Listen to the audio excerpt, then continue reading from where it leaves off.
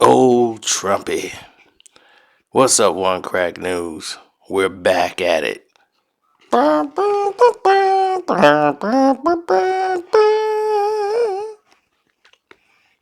Yes. Let's talk about it. Trumpy's been a bad boy.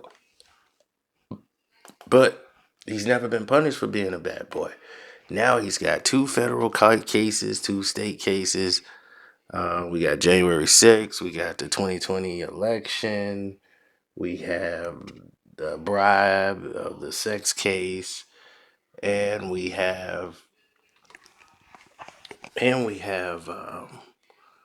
what else we got? Concealed documents that he had. So he's got four major cases, four major indictments.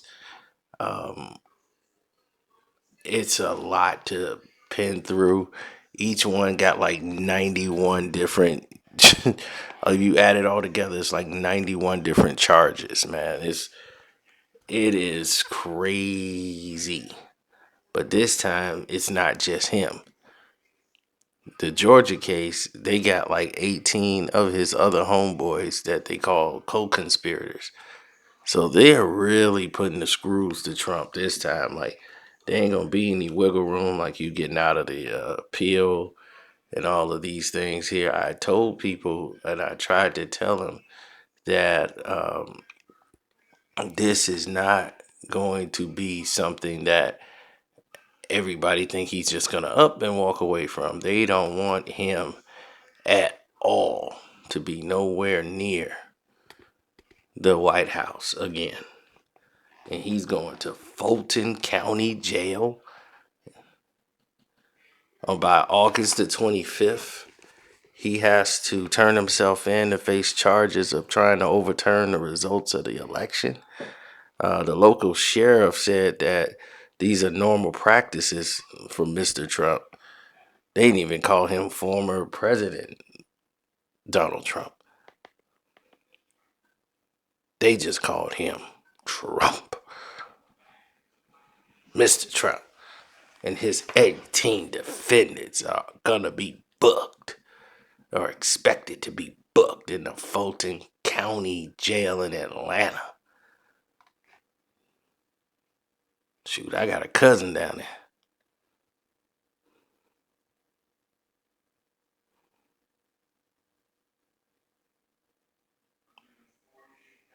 Yeah, I think it's a different experience from those who always talking about languishing in the country's notoriety of unsafe jails and stuff for about a week. But in the U.S. criminal defendant system, if you're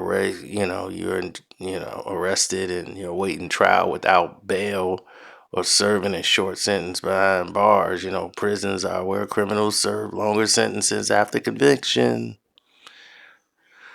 There's always hundreds of people held at the county jail for more than 90 days because they had yet to be formally charged or they couldn't afford to pay the bail or the bond required to get the release.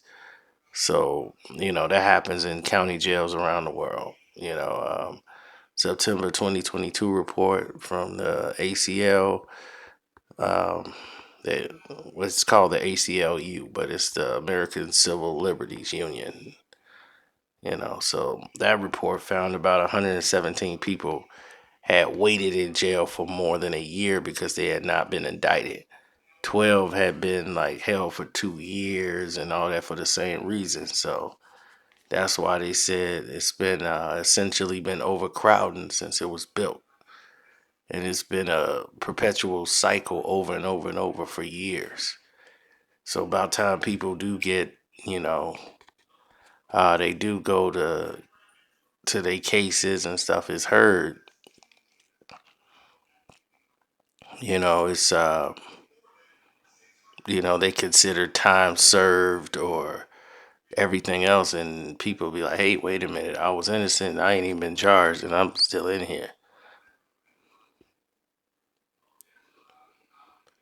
Well, you got to think about it. That place is eroding rapidly. If you Fulton County Jail, are you kidding?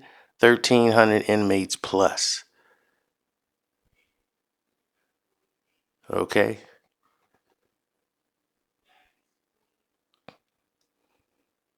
That jail is unhygienic, living conditions, whatever you want.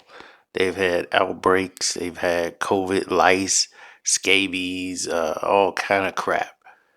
The human rights, the Center for Human Rights said the inmates was significantly malnourished and dealing with conditions that was not normal for a human being to even have. It was all kind of diseases and stuff in there, and some diseases and conditions were proven to be deadly for some. um, and it was, man, was medical conditions, and everything else was so bad. A 34-year-old man was unconscious. They got him back to life, but then he died at the hospital, and 6 people have died in there, and it's in 2023 already. So this is not a good place for Mr. Trump, especially if he got poor health care. But this is the former president of the United States. This ain't happening to him. Okay, I'm just using this as an opportunity to point out what's going on at Fulton County Jail and how bad it really is up there. And anytime they hold Donald Trump in there, Trump's gonna go in there, get booked, and be out. He ain't gonna be in there. Okay. Um, Fannie Willis, yes, they're gonna be having a place for her. She was placed in this position for a reason. Expect her to be going to run for a major office very soon. Once this is over, this is what they do. Well, you got to understand, you're looking at a situation like the lingering doubt of electability.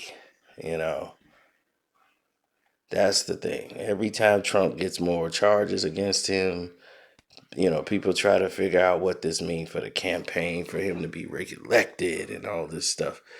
Because Trump's poll ratings is increasing, and every arraignment brings more campaign donations, which is lucky for some people like Trump. Well, he's a grassroots Republicans. Those guys are now going to double down on Trump because they feel like the Democratic Party is, dragging them through the mud. Plus, he's their most popular candidate. Don't nobody even know these other Republicans. How many they know now? About 3? Nobody even knows these people. You could have Donald Duck run for office, and Donald Duck will probably come in third. That's how crazy elections are now. Nobody wants to know anything about the details or the politics of what they're going to do, and nobody's vested. And the people, everybody's so distracted with social media, so they just donate money whenever they can. They took a straw poll asking people who should be the party's president nominee, and 68% of the vote went to Trump. You could have a guy come in and screw you, and you be complaining about him all year. The election time come around, you vote for the son of a bitch again, and you're like, "What did you do that for? Didn't you just complain about this guy all year?" Yeah, yeah, yeah. But we always vote Democrat, or we always vote Republican. You know, it always go that way. And it's like people are actually interfering with the execution of a campaign that's pretty, severe. But this ain't like Trump started something that has never been done before. I mean, there's votes probably still floating in the damn ocean in Florida during the Gore election with Trump. I mean, with Gore. I mean, with Bush. Sorry about that. Now, it's just that when you have somebody in there who's pushing divisiveness because divisiveness is paying the money, it's gonna create a problem with everyone else who's sitting back watching it go down because they're like, all right, here we go. And then they start seeing it go and they going, oh no, this is not what we expected. So if the people want the real, they're going to have to get real because if Trump goes to jail, all hell's going to break loose. It is. It's gonna be some crimes happening. It's gonna be some people talking about we're taking the country back, and it's gonna be them idiots walking around for a minute doing stupid things. So everybody got to be on their p's and q's because these indictments of Donald Trump is pretty serious. You know, they weren't playing around. You just weren't gonna comb the Capitol and do what all you did and say all this is staged and this and that, and you had no evidence of it. And Giuliani's in trouble, and now he's in trouble right along with anybody else. And it's like the chickens are coming home to roost. Giuliani, we know he's a dirtbag. So whenever you see him, Tupac knew he wasn't nothing. The man had Tupac put in jail for that case, and that corrupt court case and trial that they had, and had him sent to Clinton Correctional Facility, a hellhole he never should have been in. So I've never forgiven him for that. So the hell with him. Now, the way I see it, it's quite different.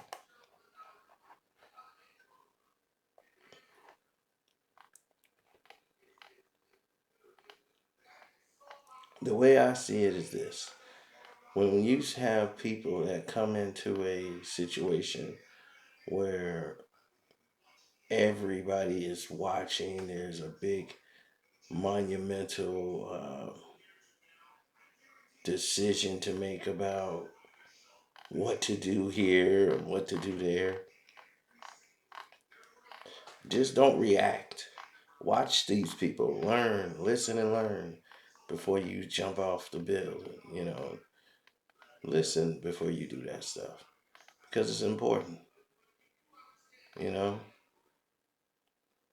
so it is what it is. You know, so